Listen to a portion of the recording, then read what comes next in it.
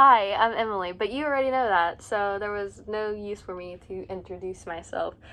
So I have been reading Macbeth. If my mom sees this, she's gonna kill me if I say it wrong, so I'm just not gonna even say the title in general. So I can take this off. I'm in a choir closet. I'm the only person that's in here. So, this book has a lot of detail in it. It's very, very, very extremely detailed, just as the rest of Shakespeare's books are. I've read a lot of Shakespeare's books, so this one was recommended to me by my teacher from sophomore year that taught English, and so we're gonna see if it's any better than the last book I read.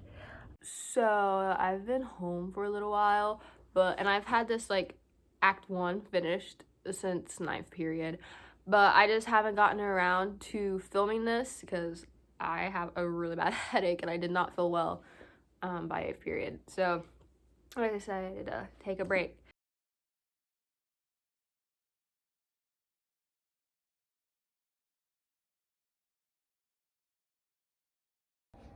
Okay, so today I'm here to talk about the first act in Macbeth. Said that wrong, totally butchered it. So basically, within the first act of the book, we can see that he is becoming, not so much as he is in the next act, but he's becoming a little bit more power hungry than he was before. He was very excited for a position he was offered, and his wife was excited for him. But what made him so excited about the position he was going to get was the three witches that came up to him and told him he was going to get this. And at first he obviously didn't believe them, but once he got it and he knew they were telling the truth, he was so excited because they also told him that he was going to be king. Now they didn't tell him how he was going to be king, but they just said he was. So when he also mentioned this to his wife was basically frustrated with him because she doesn't think of Macbeth as a man or anywhere close to a man, because he won't do anything to help his situation to where he can get this. So she encourages him to kill the king. It's kind of clear that she's a little bit more crazy than him. She does persuade him a little bit in this first part, but he doesn't want to because he knows the king has done so much stuff for him that it would be very, very wrong of him to do this. So once I get to the second act, we're going to figure out if he actually did go through with it or not, and if he did, I'm going to be a little surprised, but at the same time I'm not, because I expect it to happen, because I don't think, the book wouldn't exist if it didn't happen. So that's what I'm think's gonna happen next act. So yeah, also it's I don't know, it's almost 7 a.m. It's 6:37 a.m. in the morning, and I keep hearing weird noises in my house, and I just almost fell. So I'm ready to go to school because I don't want to be here anymore. So goodbye for right now. Okay, so basically, as I predicted before, Macbeth will probably most likely kill the king, and I was correct. So I'm not surprised, nor am I shocked. So basically, they invited him over to a dinner, the king and Lady Macbeth, and Macbeth in general, they both killed the king. They both planted it on servants by giving him sleeping medicine in their drinks, and then they stole their daggers, killed the king, and then put him back. But one thing that happened was their hands ended up getting stained red. So it was kind of hard for them to cover it up, but people did believe it was the servants that did it. And so the servants were executed. Macbeth was made king, and Duncan's body was to be placed in the tomb of ancestors, and they wore, like I said, the sons fled. The person that did discover this was Macbeth. He was the person to discover that the king was dead. Okay, so my friend sent me a link to a website called The Times, and I guess it's a news article thing or something, like a magazine. And the name of this article is called The Curse of Macbeth, which I knew there was a bunch of curses on it, but she said I needed to read this. And as I scroll down, there's a little box So, okay. It all began when a young student decided to read the book for a history project on Shakespeare and was drawn into the mystery of the book. At first, Elizabeth Bailey reported mysterious marks on her body that she assumed was from wrestling her older brother, Zach, but as they got progressively worse, she grew concerned. Soon she had a very vivid nightmare on someone calling her to somewhere, and once she woke up, she found herself standing in the woods of her backyard. Family claims this all happened with a week before the accident that led to her death. One morning, Elizabeth planned to hang out with a friend, Jacob Hasbro. The two were gone for hours and started to cause great concern to family and friends when neither would answer their phones. When they went to the spot, Elizabeth told them where they went. She was found dead from being hit in the head hard. Cops tried looking for Jacob, but he could be nowhere found. People claim the book that was also read by Jacob cursed both. People believe Jacob killed his new friend that day and wandered off to wherever the curse was said to bring him. Some think he is still lurking in the woods and looking for his next victim, but others believe he is also dead. Okay. The police did soon come out with an odd statement claiming that they could not find any records of a Jacob Hasbro from anywhere. Did this book conjure a demon, or was he just a boy who barely had anything out there about him? After conducting my own research, it appears this has happened in the past multiple times with this book being involved, and it always results in the supposed killer missing and not having any records beforehand. Could these cases be connected, or could it all be a coincidence? Okay. I have no comments on that. I have not heard of a curse with people getting killed because of this book. So that's interesting. I do know the curse. If you are in a musical, you are not to say the title of this book because then it curses the whole production and everything, and something's bound to go wrong. Like, it has a really bad history because it's a bad play and it does involve witchcraft. But I've never heard of anyone dying before from this until now. So I might do a little bit more research on this and then I'll get back to you guys, but I still do need to read Act 3. I'm not going to think about this too much as of now, but we'll see. I always pick the stuff that's going to get me killed. That's the thing. See, I got a bruise, though. I will say I have a bruise. That's the only concerning thing. I started reading this a little while ago, but I never got around to it. So if I was actually cursed, and when I've gotten the bruise when I started reading it in the first place, yeah. So I'm not cursed. I only started getting bruises when I started filming. So we'll see. If this isn't finished and someone finds this, then this is true. But I promise you it's not. Matter of fact, I'm going to prove it. So, also, I don't know how I got this laptop to work because it never stays connected to my internet. I guess I'll get back to you guys a little bit. That's some fishy stuff. So,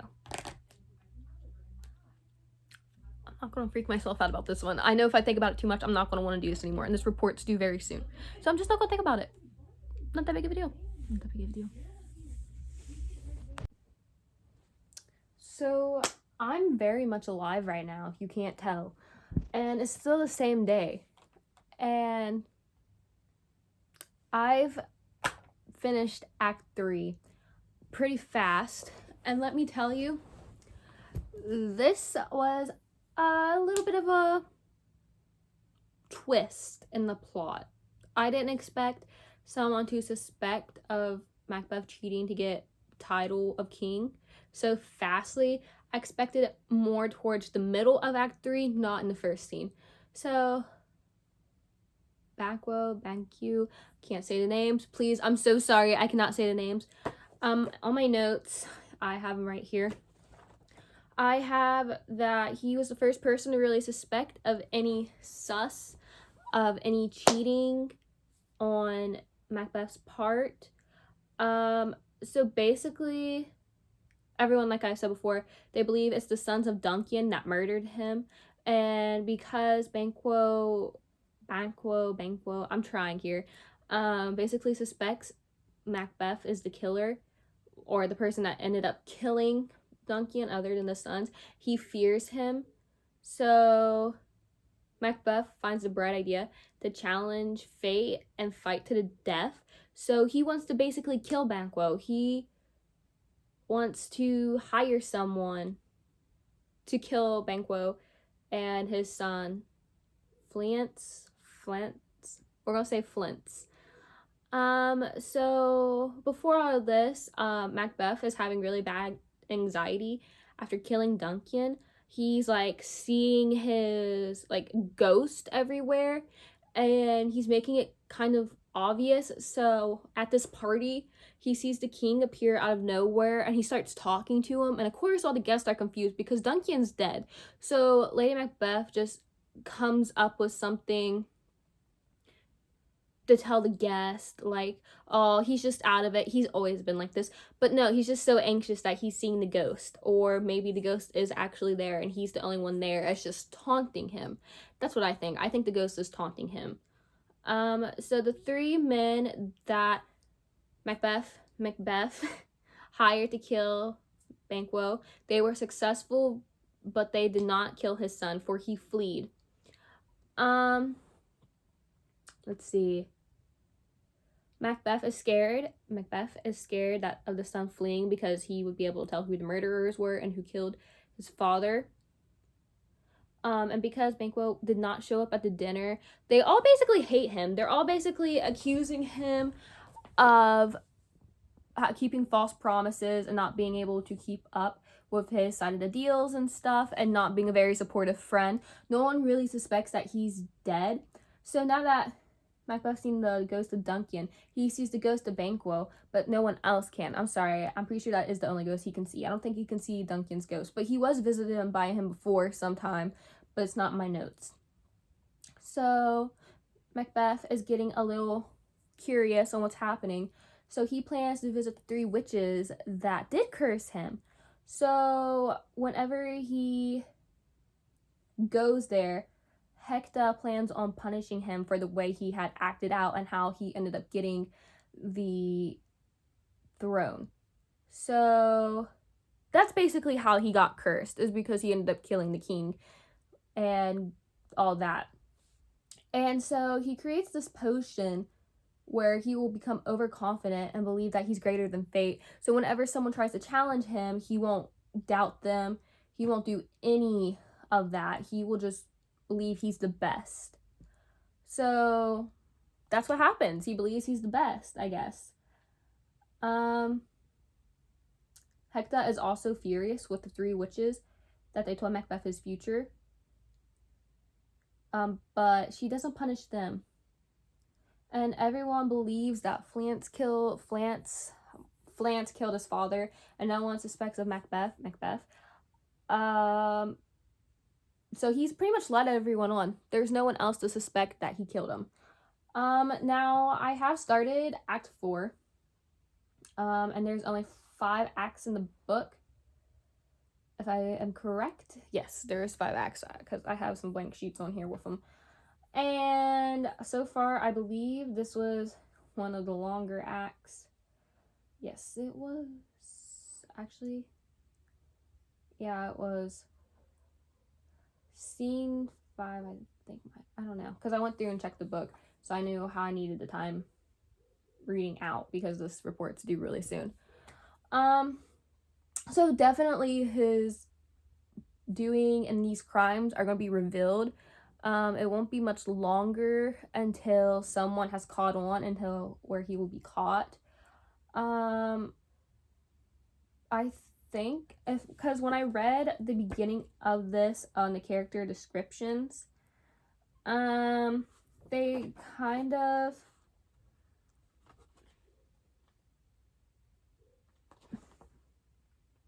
mentioned how he became a tyrant, and how he's never comfortable in his role as a criminal, which we are seeing here. We are seeing that as he's becoming anxious and having really bad hallucinations, and he's constantly looking for reassurance that he's fine. No one will figure out what happened. So obviously he's not that good of a criminal. Obviously he doesn't know what he's doing, which I guess is good. Although he was a very, if I have it correctly in my notes, Macbeth was a brave man in the battle who slaughtered a lot of men, and that's how he got one of his titles. So obviously he's no stranger to killing people, but yet he is. So we're going to continue to Act 4, and maybe some things have changed, but I personally don't think they will. So yeah, on to the next scene, and I guess I'll update you guys in the morning if anything strange happened. Nothing strange has happened today to me other than this bruise that won't go away. Obviously it's not gonna go away in one day. So this is kind of stressing me out because between what I read and this book is really good. I am really drawn into it. I've read a lot of Shakespeare's books. I can say this one is very different because unlike most other books, the like person who's the bad person is extremely comfortable and they're unaware of them being a bad person. Macbeth is a lot more different than that. He is very aware he's the bad person, but he's also in denial because other people are putting him in denial, so he's not so convinced what he's doing is wrong, but he knows what he's doing is wrong, versus other books where they're like, oh, what I'm doing is wrong, but I'm fine with that. He is kind of like, oh, what I'm doing is wrong and I'm very upset by that, but all these people are reassuring me what I've done is fine, meaning his wife, so I don't really mind it a little bit, but deep down I'm scared of the consequences. But I also believe that I'm greater than fate because of these 3 witches. Well, this witch told me I would be, so I rather go off of that, and then that just makes him a little nervous and anxious, I guess. I feel like Act 4 is gonna turn. It's gonna be a big turner and everything. So yeah, I will see you guys in a little bit. Okay, so I'm back and I'm ready for this book to be done. I'm gonna be really honest, I've had this book read for a very long time and I've been wanting to procrastinate this because of the theme I wanted with my video, but I'm just gonna finish off the last 2 scenes and then I'm gonna get onto why I am finishing this video here and why I'm not going with the concept I had beforehand. Okay, so the witches who originally cursed everyone, the 3 witches, Hector rewarded them. Macbeth ended up visiting weird sisters and they summoned the apparitions. The first apparitions warned him with Thane of Fife. The second apparition says, be violent, bold, and firm. Laugh at the power of the other men because nobody born from a woman will ever harm Macbeth. Which means basically he doesn't need to fear anyone that is born from a woman because they cannot defeat him. The only person that can defeat him is someone that comes from... I'll get into that in a little bit more. The last apparition tells him he will be defeated when Burnman Wood marches to fight you at Dunsey Hill. The witches show him something to hurt his soul, Banquo. He's going to raid Macduff's castle and kill off Macduff's whole family and everyone who gets in the way. Which Macduff ended up fleeing and his wife and his children are killed. Macduff is a little frustrated with his wife because she knows what's about to happen, and he wasn't a very loyal husband from what it seems like because he just left his wife and children and he was aware of what was about ready to happen. So I didn't really get that. So now Malcolm, the son of the original king, King Duncan, knows the truth of Macbeth and what happened. And okay, right as I start filming this, my computer, like, literally... This is what I mean by bad stuff has been happening when I've been trying to film this video. My computer literally just froze on me. And I'll be right back when I get this done and try to figure out... Okay. I'm back. My computer seems to be fixed. But where I left off was the last scene of scene 4. And that was Malcolm knows the truth of Macbeth. And that is that he knows that he's a terrible tyrant. He killed the king. And they're like constantly arguing with Malcolm. Like, he needs to take the crown. He needs to claim his throne. But he doesn't want to because he believes that he'll take advantage of his power and try to use women for his pleasure. And he says because no woman is able to satisfy him, he'd use every woman in Scotland. And he doesn't want that. But soon they convince him otherwise, and he plans to go through with it. So now we're going to go on to the last scene, the final scene, which is Act 5. Lady Macbeth is sleepwalking, and she talks of the murders of the people her and Macbeth have murdered. And she talks about it, and the people that are watching her don't really think anything of it. They just think she's traumatized from everything happening at once.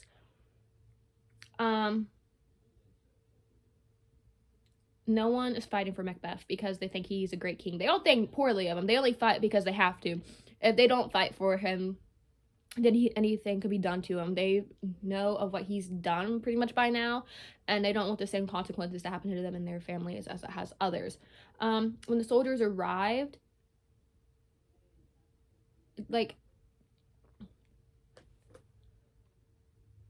the soldiers have changed, obviously. Like, they were fighting for their king, but now they're fighting for themselves. And then finally, the war has begun, and a messenger had brought it to Macbeth that he sees Berman move, and Macbeth doesn't believe this.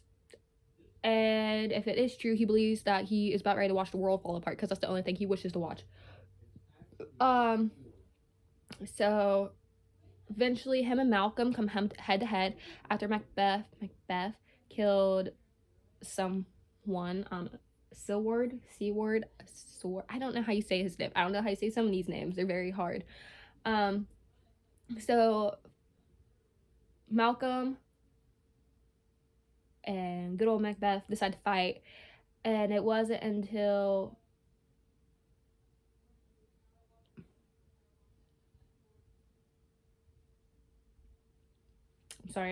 I'm wrong. Macduff and Macbeth are fighting, and it's Macduff that walks in carrying the head of Macbeth, and he is king. So that is pretty much everything that happened. Now, me explaining why I'm not doing the concept of the video. So originally I started reading this book because an English teacher I have had in the past recommended it while she was actually subbing for my English class. So I wanted to read it, and I started reading it.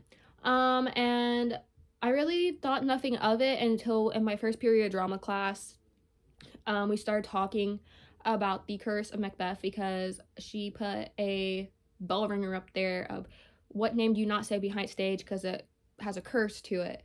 I was not aware of this until after I started reading the book. So the whole concept of this video was going to be called The Curse of Macbeth, and there was going to be actually nothing serious to happen, but anything that could have prevented me from making this video and finishing this book has basically happened. I've had family emergencies, weather.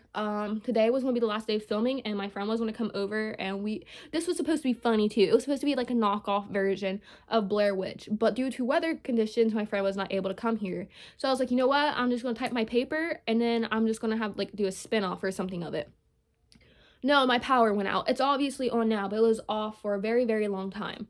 I was very eerie on the curse, and I didn't believe it. And if it was real, I was like, it won't bug me because I'm not in a play. I'm just filming something and writing a paper for English. And nothing. I guess I was wrong. The website that I showed earlier in the video was fake. That was supposed to go along with my plan. My bruises are fake too. Don't worry, no one's beating me. I'm not waking up with random bruises. However, I will say like I said, a lot of strange things have happened, mostly to prevent me from doing this. And also, I've been sick off and on, not badly. And obviously, people get sick off and on, and especially with COVID around, I'm a little jumpy about getting sick. But there's been some days where I'm like laying in bed, I'm like, oh my god, I can't do this. And it's nothing to worry about. It wasn't COVID, but it was still bad. Or my computer would just stop working for like 2 whole days, which was odd. And that happened last week when I was trying to finish this, and we were on like that a weird storm watch warning and stuff like that, so I couldn't go to school and get my computer fixed. But magically, when I go back to school, my computer's working again. So it was all confusing. I will not say if I believe this book is cursed, but I will say a lot of fishy stuff has happened to me since I have started reading it and writing. My nose is running because I've been eating spicy food all day. Also, a lot of good stuff has happened while reading it, so even if there is something attached to it, it's not all bad. There is some good stuff to it. I would say this book is extremely good. I would highly, highly recommend it if you want something that's a little different from a normal Shakespeare reading. It definitely keeps you drawn in, and unlike most Shakespeare books, it gets you into it right away. It doesn't take like the first 2 acts to get into it. Like, it jumps right into it, so I would recommend. Also, the variety of different characters compared to his other books were nice, because other books normally have the same characters repeated over and over and over again, versus this one where you're being introduced to new ones. Now, like I've said, I would be cautious while reading it and what you're doing with it. So like I'd be cautious. Do I want to read it again? Yeah, I do. But I will read it when I'm not doing a project. I would read it on my free time when I'm not trying to read it for a grade. So hopefully after I turn this book back to my teacher, everything will stop. I can't really go into detail of all the bad things that have happened. I will say, there's some abandoned houses down here, and we explored them, and that's when the strange things also kind of start taking place, and that's when I was starting to film. I was going to film something in the abandoned buildings, and then it all went down from there, and I will try to, insert clips of what happened. At least we didn't go in the basement in the other house. I would have been screwed. Probably. You know what? I'm such a bad example. No wonder why people look at. No, you know what? Okay, there's nothing bad, but there's another. I don't want to go back that far. Should I go back farther? No. Okay, bye. See, what do I mean? Like, there's a door there. Okay, there's like a towel right here. Okay. I'm really stressed about this. So yes, read Macbeth if you want to. Read it at your own risk. But if you don't care, read it. Read it. If you do truly care, do not read it. And I'm going to do something different on this for my own time. So yes, goodbye. And hopefully I never have to do another one of these video projects on a terrifying book. Okay, goodbye.